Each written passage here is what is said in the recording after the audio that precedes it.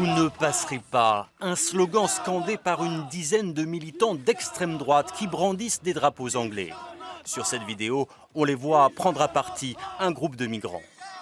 Le fait de les réveiller avec des lumières, c'est physiquement violent.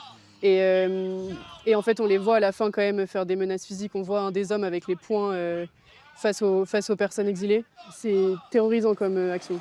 Selon l'association Utopia 56, les faits se seraient déroulés dans la nuit du 9 au 10 septembre, dans cette rue de Grand-Fort-Philippe, à proximité de la plage, après une tentative avortée de traversée de la Manche.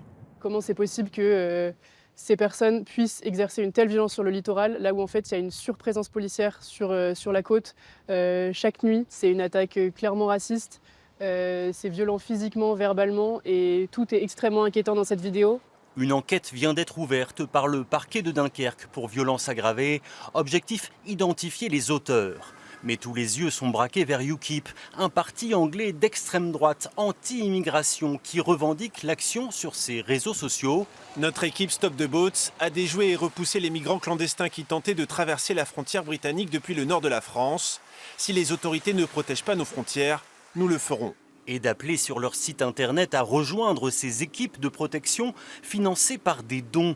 18 000 livres, soit plus de 20 000 euros déjà récoltés. Une dérive prise très au sérieux par le maire de Grand-Fort-Philippe. On n'est pas complètement surpris, venez d'Angleterre, et de ces espèces de miliciens, parce que c'est des milices. Le problème, c'est que c'est une gangrène qui se propage. Et demain, on peut avoir d'autres raccourcis ou formes de raccourcis aussi chez nous, par des mouvements d'extrême qui se comporteraient de cette façon.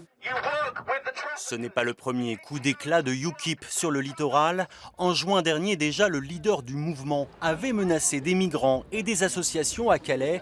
À l'époque, la préfecture du Pas-de-Calais assurait suivre la situation de très près.